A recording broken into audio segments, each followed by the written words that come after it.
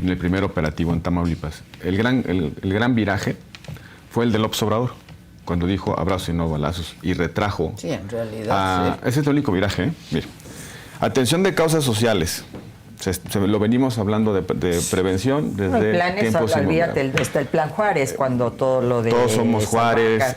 Bueno, sí, está el Acuerdo Nacional de Seguridad Pública. Se lograron cosas, perdón, creo que en Juárez se lograron cosas. Sí, como el no. acuerdo, y yo te quiero contar una experiencia sobre eso.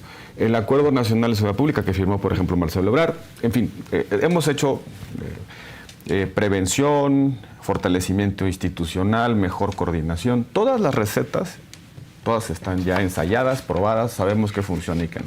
El gran viraje fue con Andrés Manuel López Obrador y dijo, los cárteles se pacifican solos. Los cárteles, si no los molestas, se dedican a lo suyo y no molestan a los ciudadanos. Los cárteles pueden ir a pedirle redención a sus abuelitas. Fuchi, guácala, la violencia. Ese fue el gran cambio narrativo y también estratégico y de política pública. La presidenta recupera la acción directa sobre las Fuerzas Armadas, sobre la realidad con las Fuerzas Armadas, con Fuerzas Federales, la Guardia Nacional, o qué te explica los extraditados a Estados Unidos, en fin, la mayor operatividad. El lunes estaban correteando al Chapo Isidro, o sea, eso se llama intervenir. No abrazos y balas, y no balas. Bueno, es la política totalmente distinta. De pronto, lo que no ha roto la presidenta son los narcopactos que se generaron precisamente cuando el gobierno decidió abstenerse de intervenir. Porque cuando se salió, cuando sacó al Estado mexicano de la obligación de contener el crecimiento del crimen, se arreglaron ahí. Se arreglaron con gobernantes, se arreglaron con candidatos, se arreglaron con alcaldes, se arreglaron con directores de la policía. Cuando llega la presidenta y dice, tenemos que corregir esto por presión americana porque la realidad ya sobrepasó cualquier posibilidad de aguante. Cuando tiene que resolver y empiezan otra vez las contenciones activas, pues brincan los narcopactos. Te brinca el huachicol, te brincan los homicidios, las ejecuciones relacionadas o con un cariz político como el de Carlos Mazo. Dice la presidenta, y me llama mucho la atención porque creo que no revisaron la experiencia reciente. Dice la presidenta, vamos a construir este programa con diálogo, de abajo hacia arriba, consultando a las comunidades y demás. ¿Se imaginan a los líderes aguacateros sentados enfrente de los que protegen a sus extorsionadores? Diciéndole al delegado de la oficina de la presidencia de la República que se constituya a través del acuerdo, diciéndole, señora delegada, o quién sabe a quién van a mandar, del gobierno federal, fíjese que ese señor, el que está ahí enfrente, el alcalde o el policía, ese es el que los protege a los extorsionadores.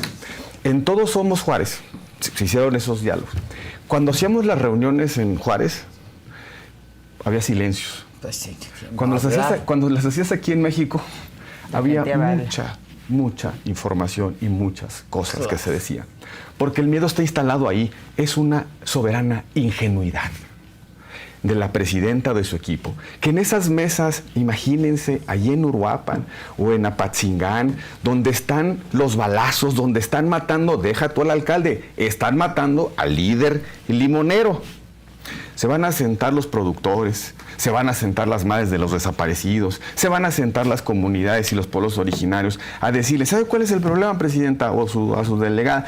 Que este señor de ahí enfrente tiene un pacto con el STE y están armándose aquí y reclutan a los muchachos enfrente de ellos.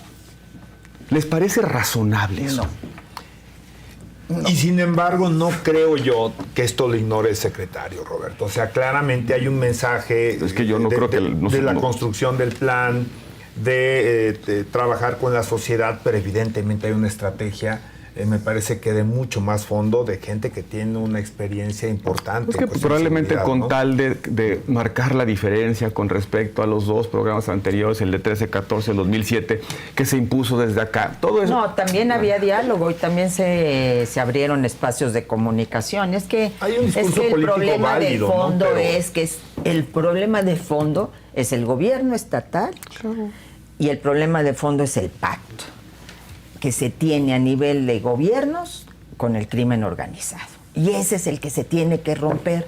Y la única capacidad de romper ese pacto viene desde el Estado, desde su máxima representación, que es Presidencia de la República. No hay más, porque hablamos de la comandancia de las Fuerzas Armadas, hablamos de que desde ahí es que se puede operar, y nos dicen, es que ustedes quieren ir a la guerra de Calderón y a la militarización. Más militarización que de la que hay. Pues si les han entregado aduanas, puentes, aeropuertos, el país entero, trenes, todo lo tienen las Fuerzas Armadas de México.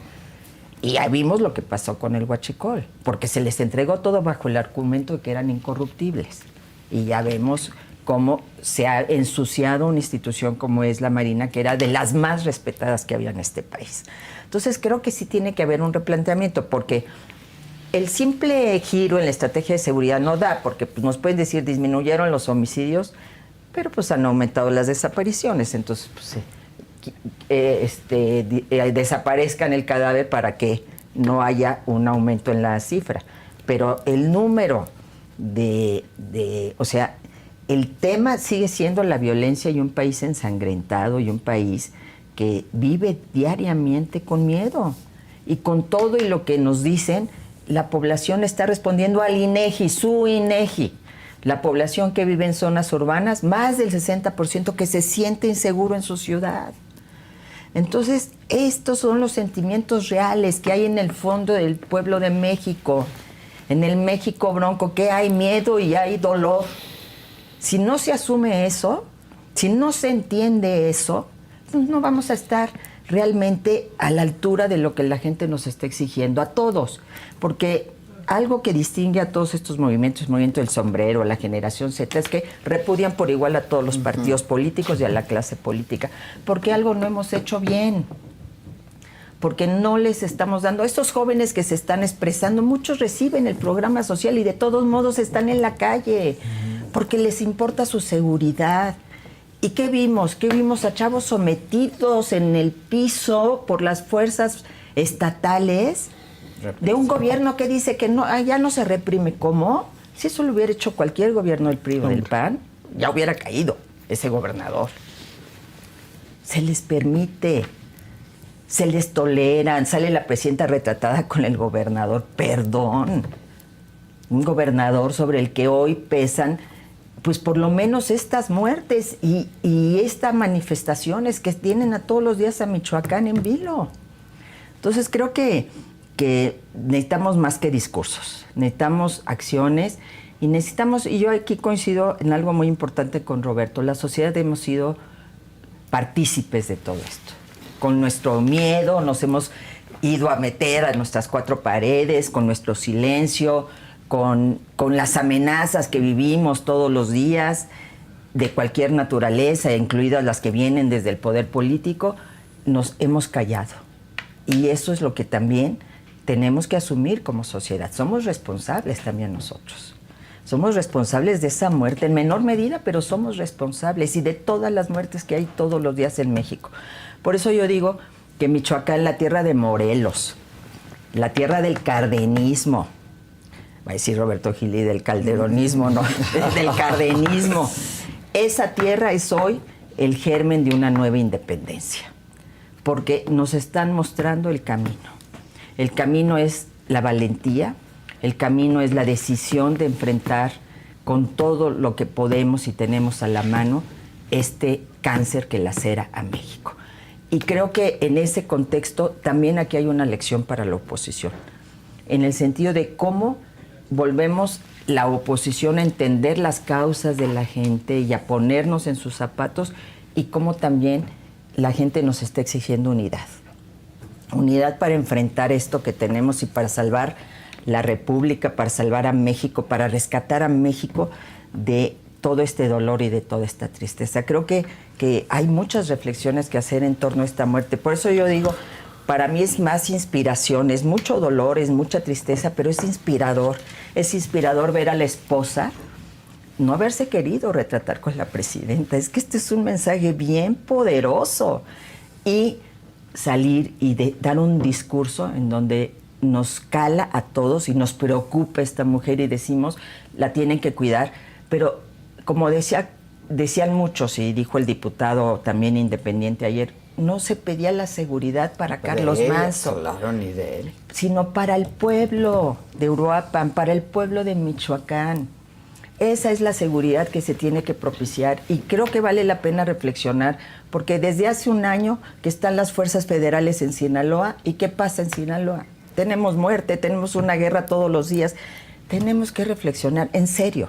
O sea, estamos obligados y para eso la presidenta tiene que convocar a todos, dialogar con su Congreso, dialogar con las oposiciones, dialogar con la sociedad, dialogar con todos para construir una estrategia que nos incluya a todos para enfrentar este adversario. No veo otra manera, sinceramente, con denostaciones, con insultos, de un lado y de otro. Con insultos no vamos a llegar a ningún lado y vamos a seguir llorando las muertes de gente tan valiente como Carlos Manso.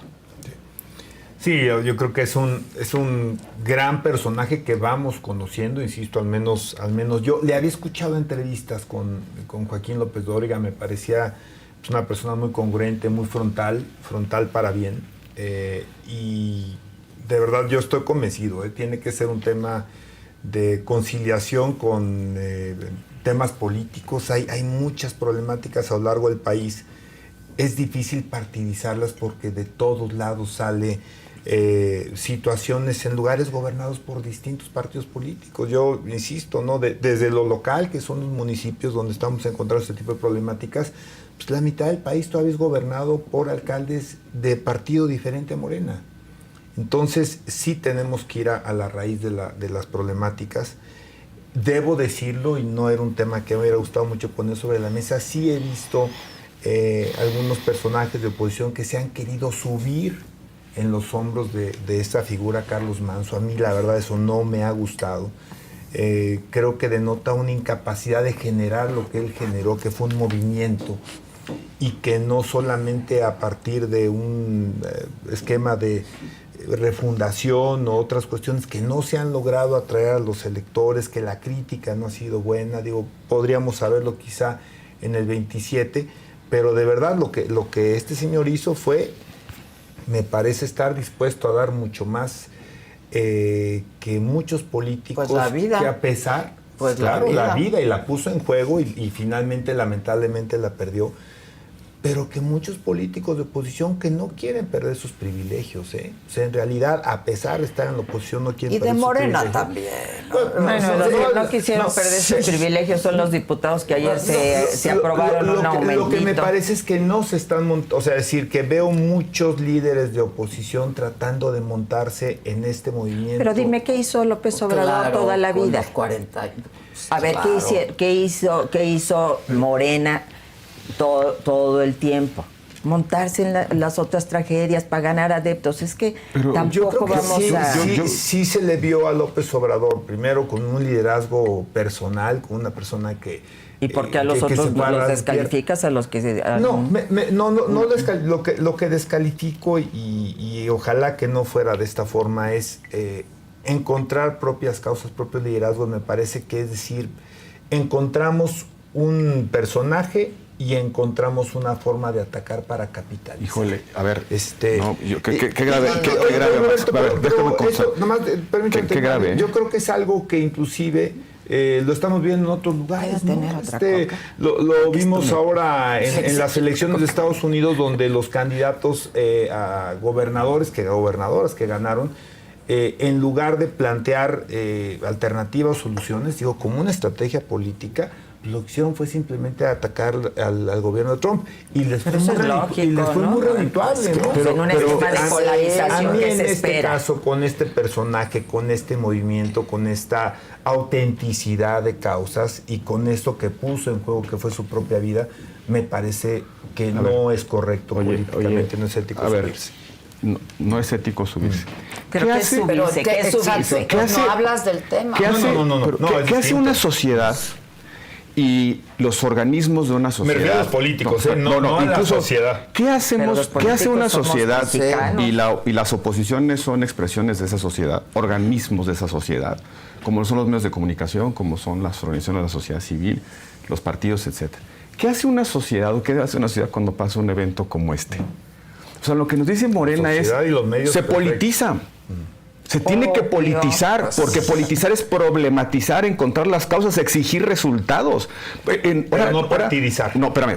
Es diferente. A ver. No, ¿cómo? Pero ¿qué es partidizar? Llamar a ¿qué votar es? por ese partido. Tratar de adjudicar una problemática solamente a un partido político. Pero si están... Politizar A ver, no es pero... extraordinario. Es que es el gobierno. Pues esa es la Si responsabilidad fuera del gobierno. Laro. Sí, pero no solo... ¿O de quién es la precisamente responsabilidad? Pero eso se hizo. por ¿Qué la se hizo con raíz los